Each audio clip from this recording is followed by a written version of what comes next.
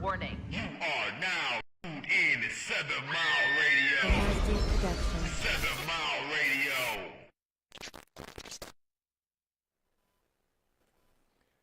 Peace. What's good? Facebook, Instagram, YouTube, all the big time platforms. I'm happy to be back with the Revolutionary Wealth Builders podcast, where we bring wealth education to the people over here on 7 Mile Radio. Today is going to be a great day. We're going to have a great discussion. The discussion will get deep. I know I may have scared a couple of people when I said, "Are you broke?" because I know that derogatory term makes people feel a certain way. That's why I am certain that the broke is a mind state. It's a mindset. It's a state of being. It's a state that we operate in. Most of us are not broke. Today we're going to describe a few terms: broke, insolvent, in debt, liquid, illiquid. We're going to describe these terms. We're going to describe the term poverty, because a lot of times we think that we are broke and we are not broke. A lot of times we think we good and we not good. And I'm going to explain to you some scenarios where you would think a person had money, but they are actually broke. And being broke is different than what we describe it as. We describe being broke as not having any money. But you can be a registered nurse with a registered nurse's license. Do you know that a registered nurse's license can net a nurse millions of dollars over the course of their life? That license itself is wealth, because in America, you can parlay that license into a career opportunity and you can make money. So as long as you have a nurse's license, you may not have any money in your pocket, but you're not broke. You see what I'm saying?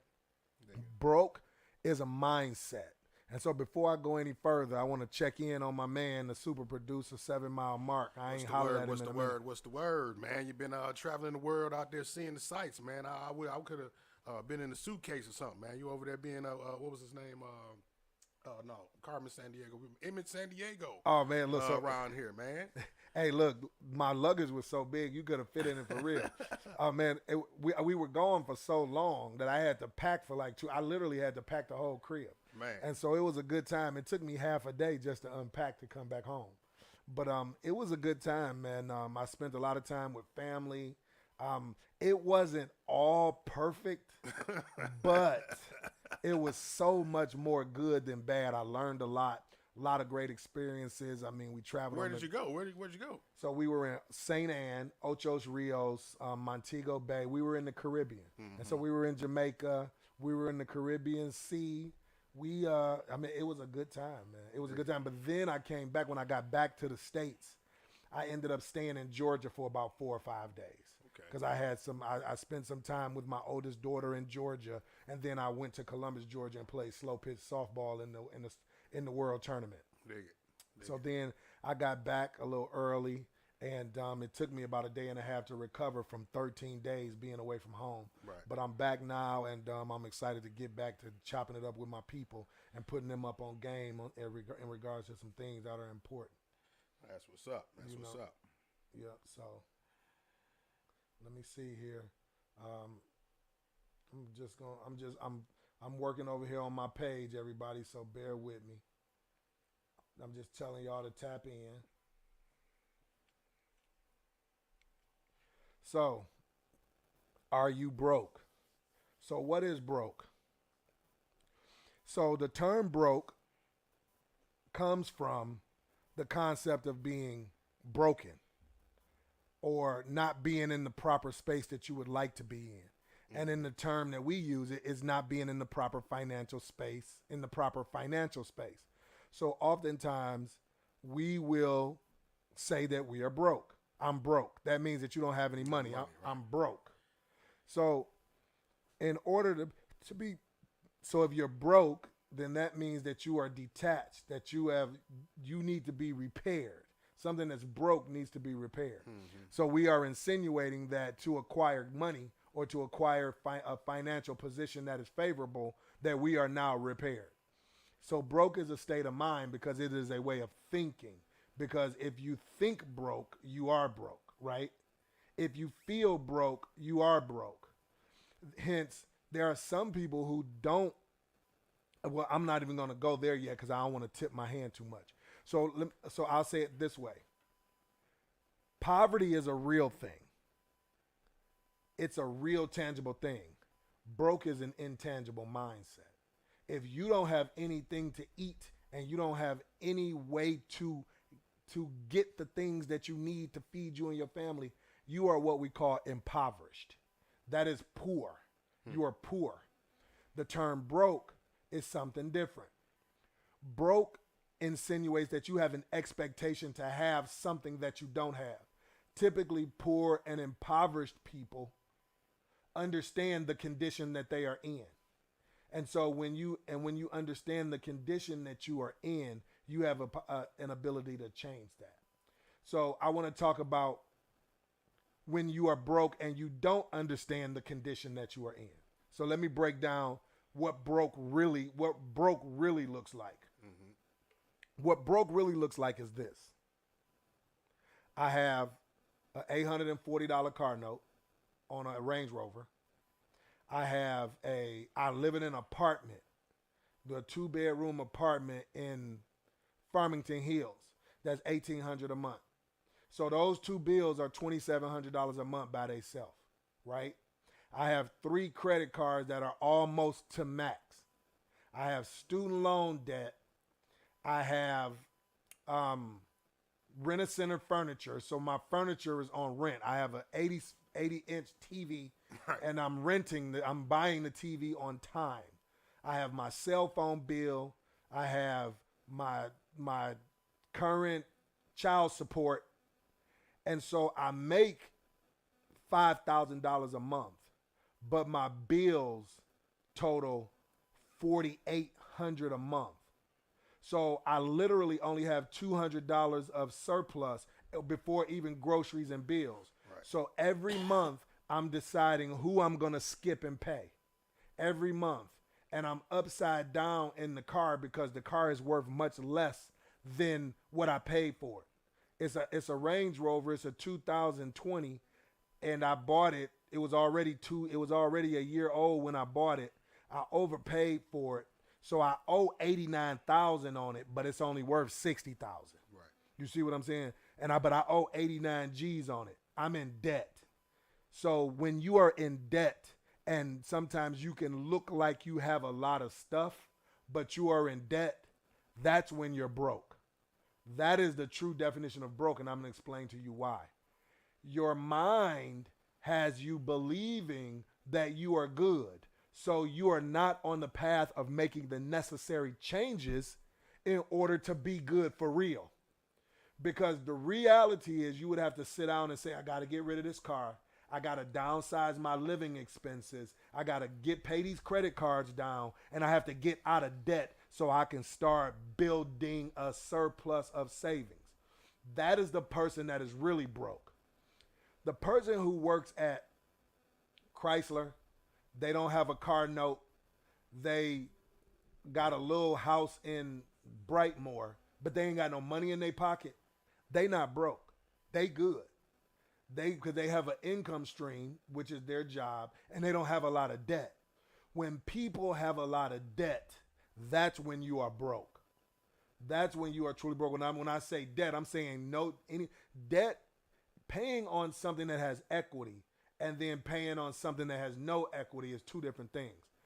You are in debt on something when you are paying on it and you are losing on it. So if you're paying $89,000 for a $60,000 asset, you are in debt on that asset. But if you're paying $89,000 on a $200,000 asset, you have $111,000 worth of equity that you can manipulate to do some business. You see what I'm saying? So broke is not what people think it is. A lot of people who say I'm broke, they're really not broke. But what they are doing is they are speaking a reality over their life.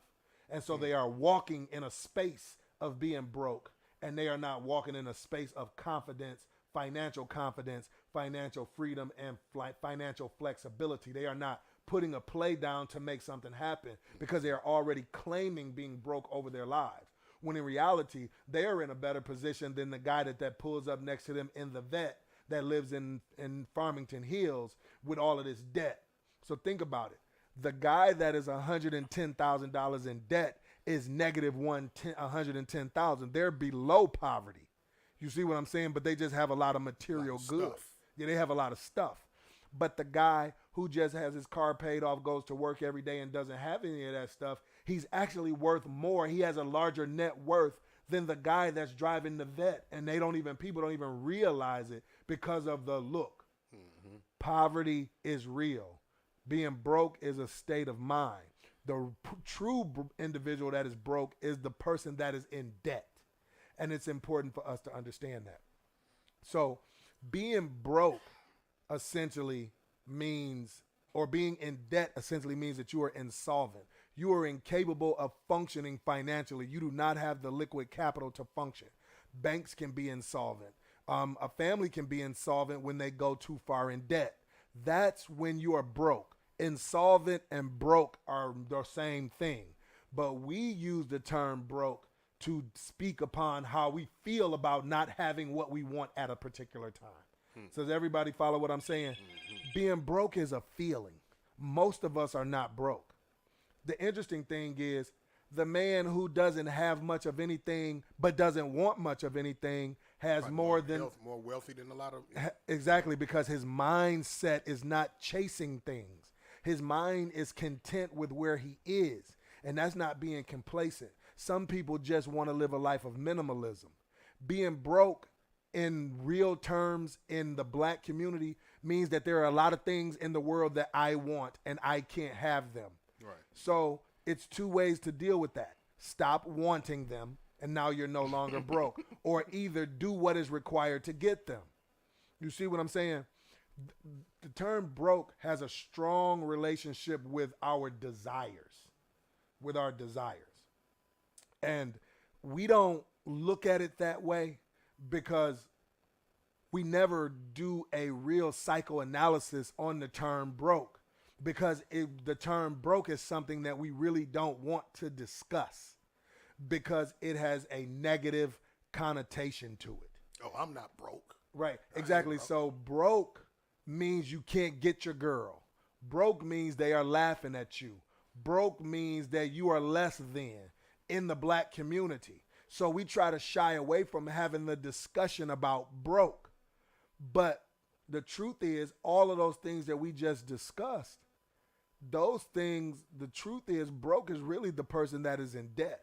But as long as that person can show material things, even though they owe money on them that they will never be able to pay off, we are satisfied with seeing them in that light because all we care about is what is visually aesthetic to us, what makes us feel good on sight. You know what I'm saying? I'm quick to put on a white t-shirt, and then I'll put on a white t-shirt. If I was invited to a movie premiere, I might go just like I am right now. You know what I'm saying? With beads that represent Jamaica, with beads that represent the red, black, and green, you know, and a ball cap on and maybe some shades. And I don't feel broke at all. But somebody might look at me and say, he ain't getting no money. You must be broke. Right. Because it'll be a dude standing next to me with a big Cuban links platinum chain on, you know what I'm saying, with 30 carats of diamonds in it. And they'll look at that dude and you say, which one of them who has the most? And they'll say, that guy. He might be driving a 2022 vet, or whatever the case may be. He might be driving a 2023 G-Wagon. And so he'll pull up in all of his splendor and he'll stand next to me, and 99 people out of 100 will point at that person and say he has to be getting more money than him. And not only that, he'll be so flashy that you may not even pay attention to me, which is cool. I mean, there's people who vibrate high. Right. They'll know what type of, they'll know what type of vibration I'm on if you vibrate high. But most of us don't vibrate high. So they'll gravitate to that guy, right? Come to find out, dude is straight broke. He owes the plug 1.2, and he doesn't even have it. Not only is he broke, his life is in danger. You see what I'm saying? He gonna have to pawn all of this to try to bounce back. You see what I'm saying? I remember when I was in the streets, one of my guys, he's a close friend of mine, still to this, well, I won't say he's a close friend, but we are cool. We are really cool. We have a mutual respect for each other. That I can say. And he used to be a middleman. Like he used to come get my packages and he used to take them to other people, right? Mm-hmm. And he never would have access to the type of access that I had. But the people he was taking these packages to from me, they thought he was rich. And sometimes he would have to borrow his car note money from me. He was a middleman, but he looked the part so good. He had everybody thinking he was killing the game. He was getting so much money, right? But sometimes he would call me like, I need to borrow $500-600 for my car note, man, till I get on or whatever. Right. And then he would, don't get me wrong, he wasn't always down bad. Right. But he could be down bad at any moment because he just liked to spend and liked to have a good time, right? But I'm saying that to say when I would be with him, we'd be driving to go do whatever we're going to do. It's his business. It's my package. I might roll with him. He might go shoot it wherever. I'm trying to stay in the cut, stay out the way. I ain't getting out the car. They think I was just regular Joe Schmo, like a worker or something. Little do they know the bag come from me every time. You feel me? And so I said that to say it's a visual aesthetic. It's a mindset. And it's interesting because we used to have this conversation all the time. Being broke is a state of mind. Mm-hmm. And what his position was, fake it till you make it. He would always say that as long as they perceive me to be getting money, they're going to spend money with me. You see what I'm saying? So he would manipulate that mindset to his advantage. You see? And so all of what we're talking about right now is like it's a mindset. And so let's talk about being in debt. Why is it important not to be in debt? If you are in debt, you are a slave to your debt. So let me break it down to you this way. How many times have you heard one of your female, your sister, or because this is typically a conversation that you would hear a woman say, girl, I do not want to go to work tomorrow. And then the response to then the other person on the phone might say, well, then don't go. And then the other person's response is, I gotta go. I gotta pay these bills. You see what I'm saying? That means that you are enslaved to your debt, which makes you what we term in my research, you are a debt slave. You are a debt slave. And a debt slave is simply someone who has incurred so much debt that they don't have the flexibility to move how they want to move or do what they want to do because they have to pay the debt off. I'm still working off social media, so y'all bear with me. Too. Yeah. Let me see here. All right, I'm trying to see. Uh-oh, did I mess that up? Yeah, so at any rate, so yeah, that's kind of where we at with it, right? We we'll find ourselves indebted, and we'll find ourselves having to do specific things that we may not even want to do to pay off debt. I mean, there's been instances in times in history where women have had to have sex to pay off debt. Men have had to offer their lady up to pay off debt. Debt is slavery. I say personally, you might have heard me use a term that debt is the devil, right? And so, give me a second. And so I use the term debt is the devil because debt can make you do a lot of things that you don't necessarily want to do. And anytime you have to compromise who you are as a person, compromise your belief system or your principles, you are indebted to that particular thing. And so debt to me is the devil. That's kind of the way I see it. I see it debt as being the devil. And we know that we've heard people say the devil made me do it. Debt is what'll keep you broke. You always have a chance. I mean, you always have a chance if you can stay out of debt. You can be at ground zero with nothing, and you can grow quickly if you don't find yourself in debt. Being broke is a mindset. I'm gonna share a personal story with you of my own. I remember when I was in the streets. This is when I was very, very young. I was a very young man, and I was in the streets, and I was very young. I was about 16. So I was getting a bag from two different guys, right? Two of the big homies from my hood. And it had got to the point where I had started spending so much money that I started to spend into their bag, right? And so it took me a minute. They didn't trip about it. They just were like, I need my paper. I need my paper. I need my paper. And so I'm working off the bag, trying to bounce back, trying to re-up, trying to get it right, and trying to fix the situation. And when I finally fixed the situation, I didn't have $1 of my own money. And I felt better than I had ever felt over the last 30 days. Because I was saying to myself, I got them up off me. Mm-hmm. It was pressure. These was guys that I respected, and they had love for me. But it's still business. You feel me? Right. And so for me to pay those debts off to those two dudes, I never got bags from anybody ever again after I turned about 17. From 17, I wasn't doing nothing. I was the bag. You was coming to get it from me. And I made a commitment to myself. I was never going to put myself in that situation again because I didn't like it. It didn't feel good. Yeah. It don't feel good to be in debt. It don't feel good to owe people. That's when you broke. That's when you broke because you below sea level. I can be at ground level and I can go. I can be up and I can go further. But if I'm below sea level, I got to stay afloat in the water just to get back to solid ground. Stay out of debt. That's what being broke really is. When you heavily in debt, you broke. Just because you're walking around with no money in your pocket, you're not broke. You're just not liquid. You don't have any cash. You see what I'm saying? But you may be an Uber driver. You may have a business. You just don't have any cash. You're just illiquid. Being illiquid is okay. So you might hear me say, I don't have no cash on me. But you ain't never gonna hear me say I'm broke because I ain't never broke. Right. That's impossible.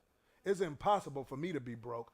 I can be butt naked. You can drive me off in the Serengeti, and I'm gonna eat. I'm gonna make it back. You see what I'm saying? You're gonna see by the time you see me again, I'm gonna be wearing some leaves. I'm gonna be wearing some leaves around covering my, you know what?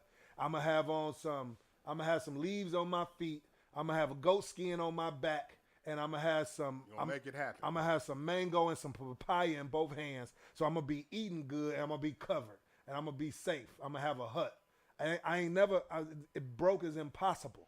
You know what I'm saying? When you have the right mindset.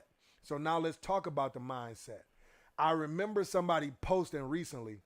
They said something like, you know, a stand-up person could never be broke because if you a stand-up person, you always got people to fall back on. So check that out. So here's how I look at that. Here's why I could never be broke.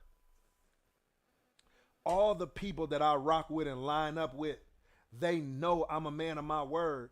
I know for a fact there are 20 people I can go to, and in 2 weeks, 20 people I can put together and pull together enough capital to start any business I want. Because that many people believe in me because of the track record of integrity and principle that I've stood on for years. That's wealth. Your word and your bond, your mind and how you interact with human beings is wealth. I haven't known this brother, the good brother Mark, for a very long time, but I am certain if I told him and he had it, I need to borrow $500 for 5 days, bro. I'm going to bring it back to you with interest, 10%. I'm going to bring you back $550 in 5 days. I believe that he would do it just because of how I present myself. I try to present myself, and this is working. This is capital. This is wealth we talking about. How I present myself is wealth. It's some people who don't even really care for me that would loan me the money because they know how I get down if it's a business decision. You see what I'm saying? And so what I'm saying is a part of your wealth, is who you are as a human being. That's a part of your capital. That's a part of your working, your track record is a part of your wealth. And how people have viewed you over your life. You can bounce back. You can never be broke and impoverished as a stand-up man or woman because you always have all of that to fall back on, of that and how you interact with people. So broke is not what we think it is. Broke means that your mindset is not in order and that you are not seeing your circumstance correctly. Because there's always, if you at ground zero, there's always an opportunity to grow. Now, if you drowning in debt, you are broke. If you drowning in debt, you are broke. And that's the bottom line. Now you got to fight your way from below sea level to ground zero. But once you get back to ground zero, it's always going to be an opportunity to do something. You feel me? Mm-hmm. Yep. So I want to pivot. I'm going to pivot just a little bit and start and talk a little bit about liquid and being illiquid. So liquidity is money.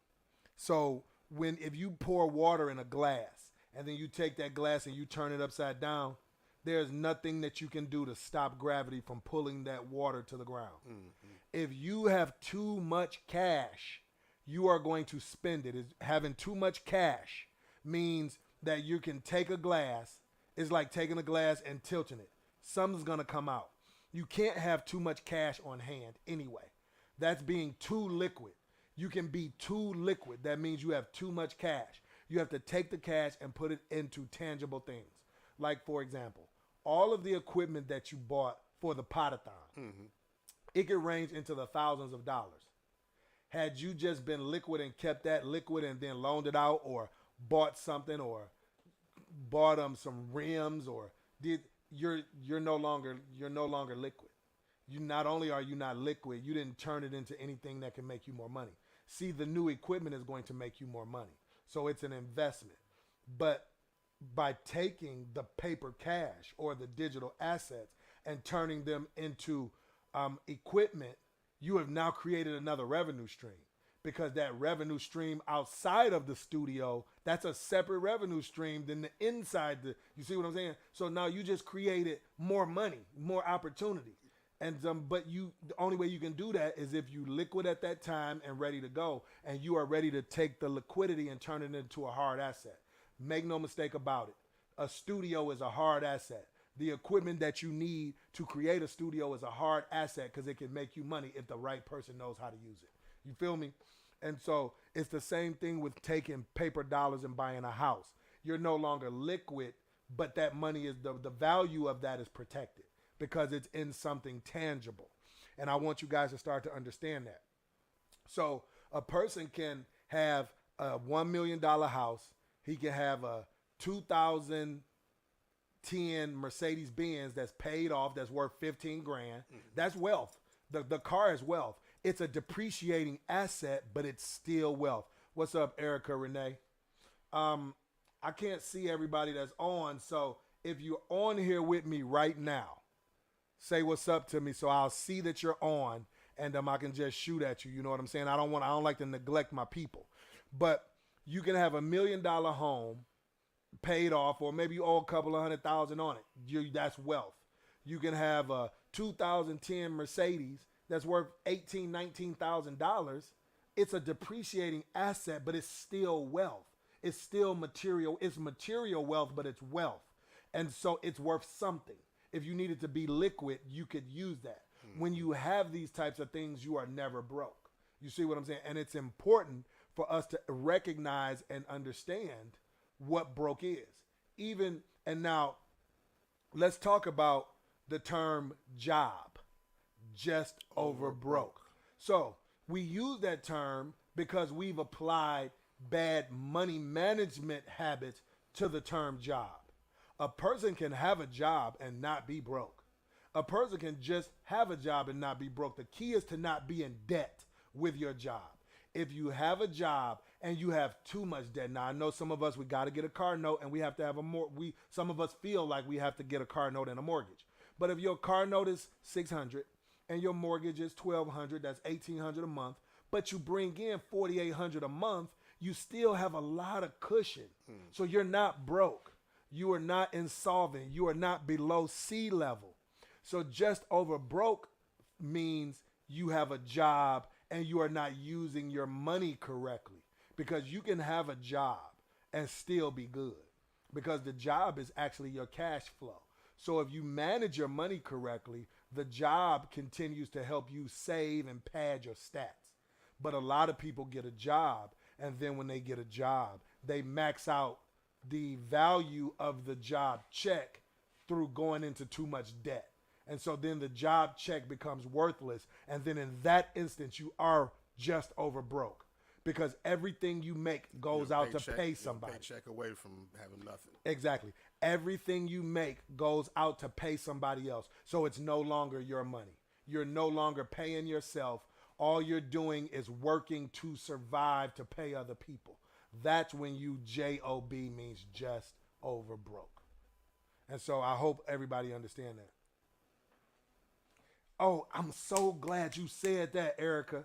I was just getting ready to say something about that, and then I kind of lost track of my thought, and you reminded me. Thank you for that. I appreciate you. So you make $40,000, right? You get the big time promotion. You've been living off $40,000 the whole time. Mm-hmm. You had a $900 a month mortgage on your little 3-bedroom brick bungalow on Biltmore Street. You had a little Hyundai Sonata, brand new, $480 a month. So what happens when you get the promotion and you get up to 70 G's?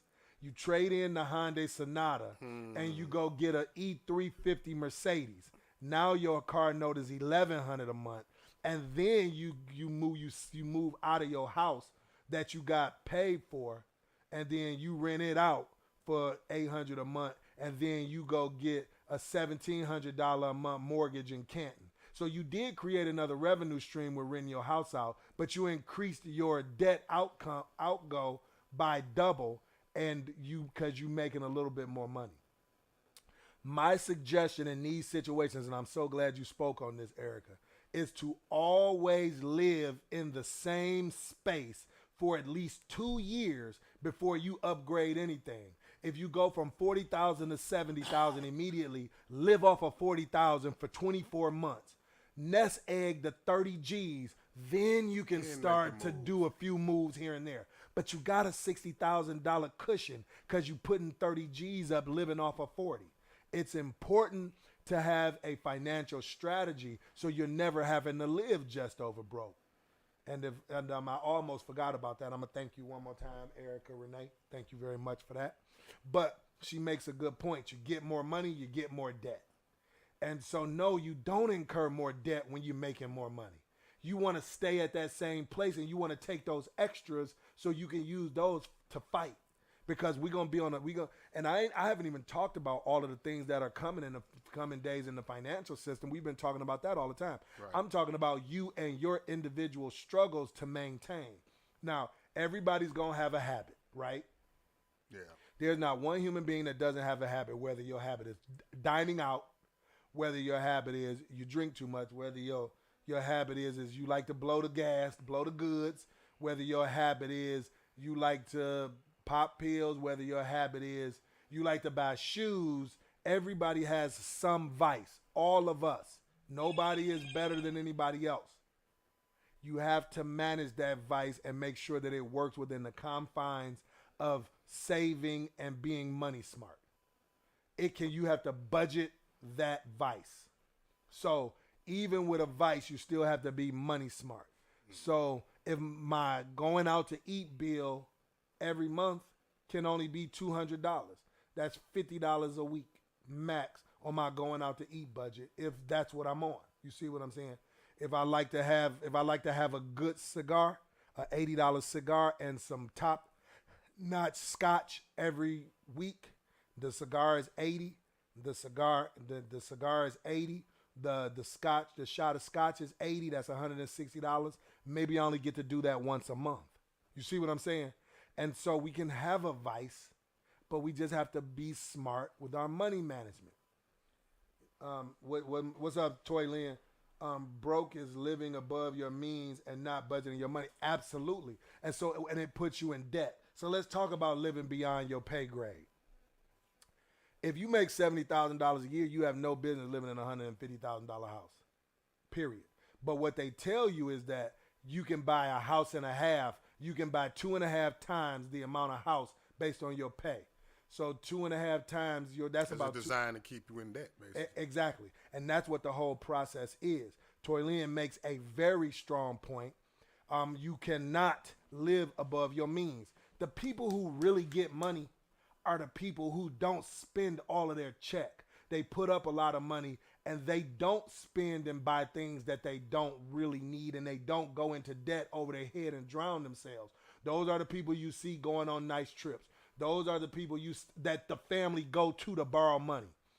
What frustrates me about that on a personal level and on a level that I see is when the person puts in all the work to save and be money conscious and money smart, and the other family members are not money conscious and money smart, and then they come to you, it's almost unfair that you do the work and then they reap the rewards because they know they don't have to do the work because they know you doing the work. It's kind of unfair. Let the real truth be told. What Erica Renee said. I think that the biggest mistake made, I always look back at my college time when I got by with close to nothing, LOL. Living within my means is what I am trying to get back to. Absolutely. Being frugal with your Absolutely. So look, this is something else, and this is kind of off topic, but I'm getting ready to put y'all up on something interesting. Have you ever noticed that when somebody is strung out on drugs, some way, somehow they figure out a way to make $80 a day for their drug habit? I'm talking about drug crackheads. Yeah. How you smoke $80 worth of crack a day? Every day. But as soon as they get off crack, they don't understand where to get that from again. They lose the hustle.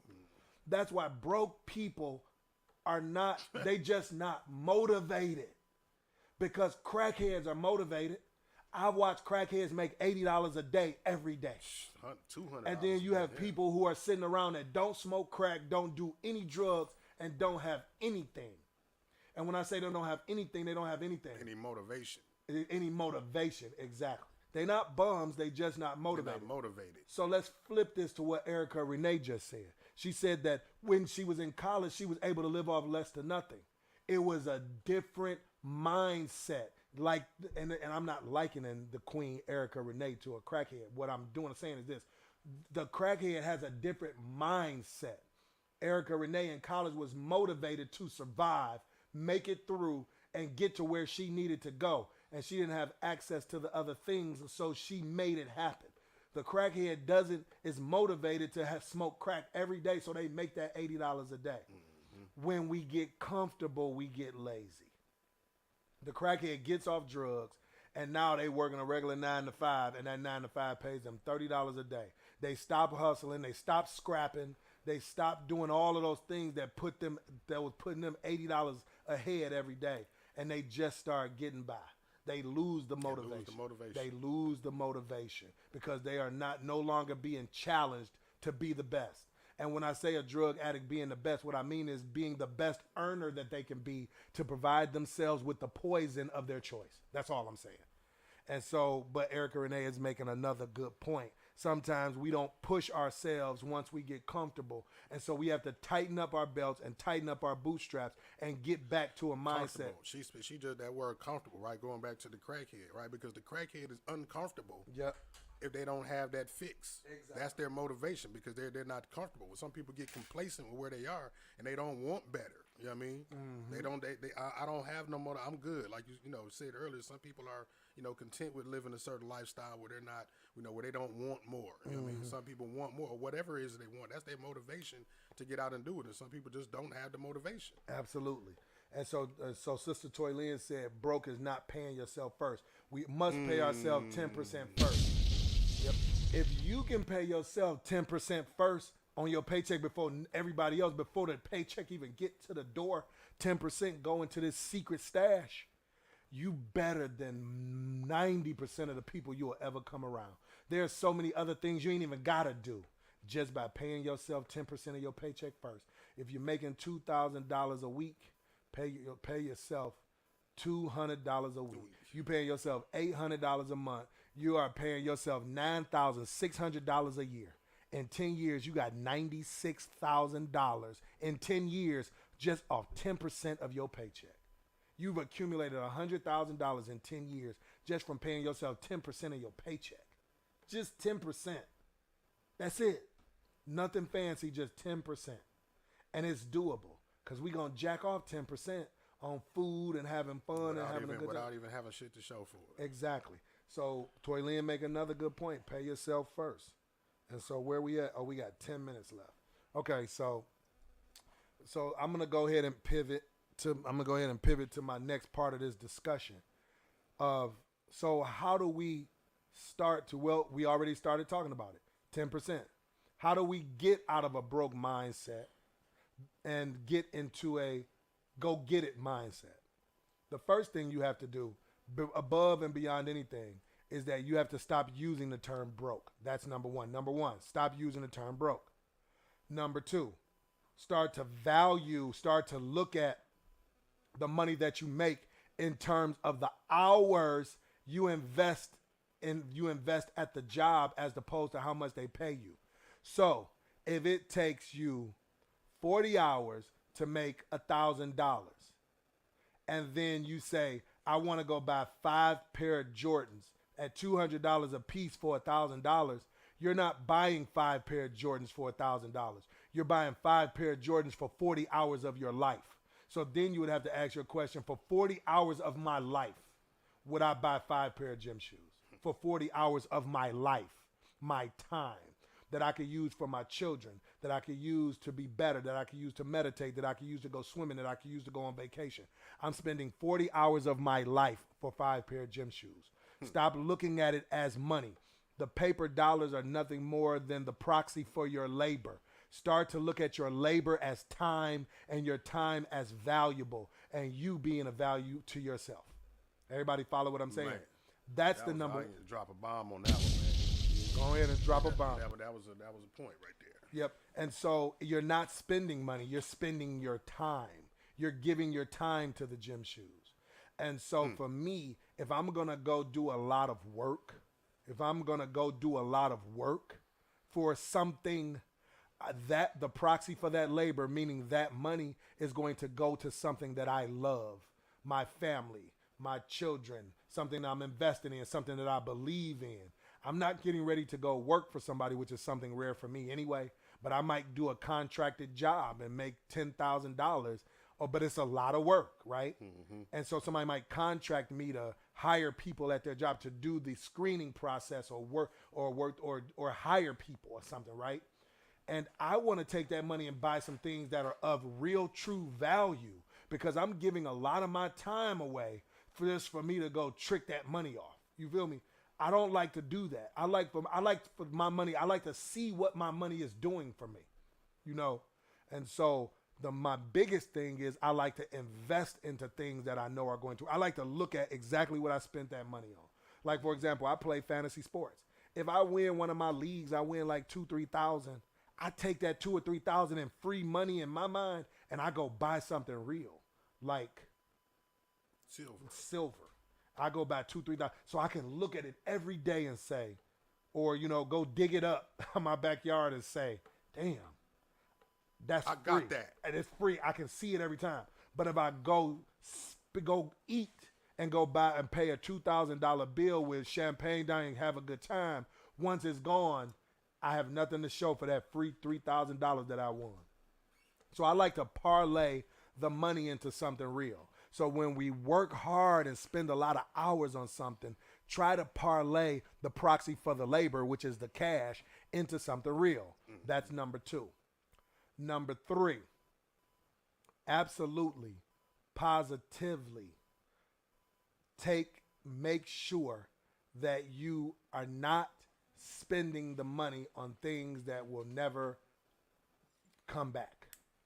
Don't spend your money on things that once you spend your money on them, you'll never be able to see them again. So I'm going to explain to you what I mean. Never buy gas with your credit card. Gas, once it is burnt away, once it burns off, you'll never see it again. And you're paying interest on something that no longer exists. If you're going to pay interest on something, it's better to pay interest on a pair of jeans. And don't forget, so let's say I buy a pair of jeans. One pair of jeans, and I work in these jeans every day at my job. Them jeans made you money. These jeans last for 7 years. If I'm going to pay interest on my credit card for a pair of $40 jeans, that's okay. But it's not okay to pay interest on gas. It's not okay to pay interest on food because you're paying interest on something that no longer exists. If you're going to have to pay interest on something, at least pay interest on something that you are still constantly using. Does everybody follow that? That makes great sense. And then Erica Renee just popped in and said, or food, I had to learn that. And so we're not using the credit card on those things. The money that we earn or the money that we make, we need to make sure that the majority of it go to the things that we use every day, and we buy things that make us better every day. We invest in the business. Invest in things that's going to make us money. Yep. We invest in the precious metals. We buy garden seeds. We get weapons for our home. We buy tools. Tools are a great thing because tools allow you not to pay other people. Tools make you money, and tools last for years. Start thinking about buying the things that you need long term and spending your money in those areas those are the things that will enrich your quality of living. You see what I'm saying? And it's important for us to spend our money in an intelligent way. To move away from spending money and going into debt into things that are going to disappear. Okay? And if you do have to buy a car, try to buy a car that that will maintain its value.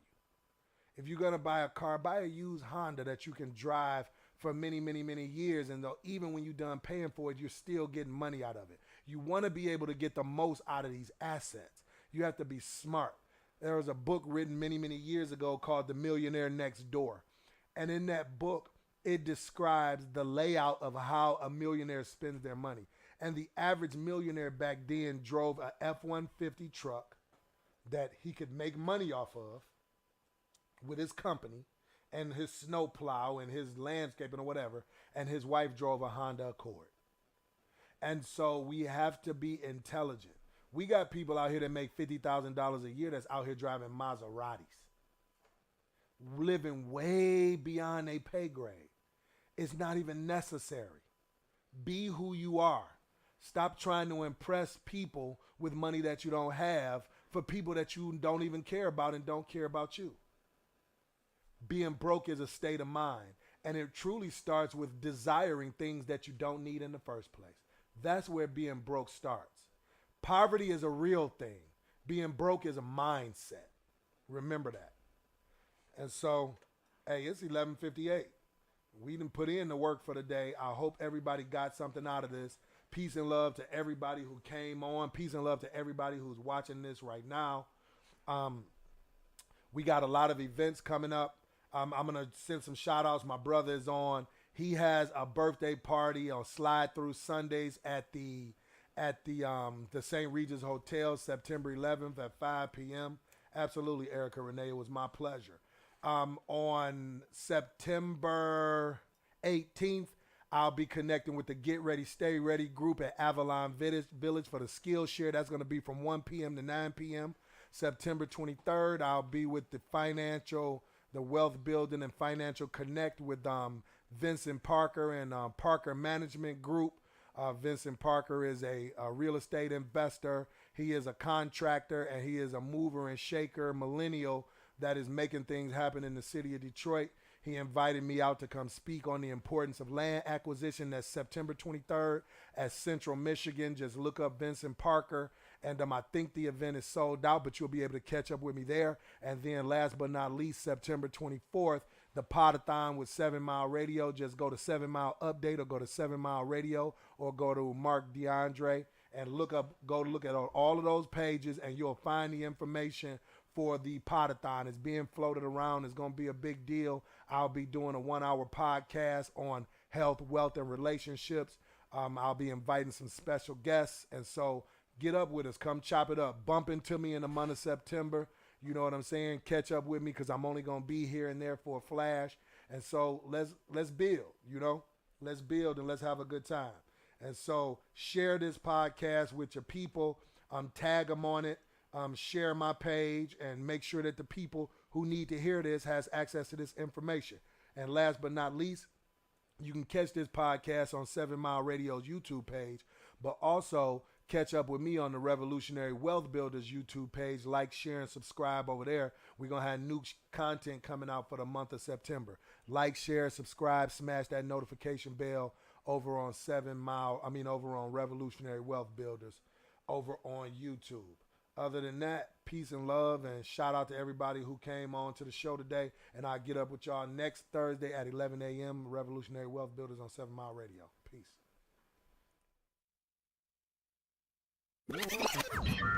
Warning. You are now tuned in to 7 Mile Radio.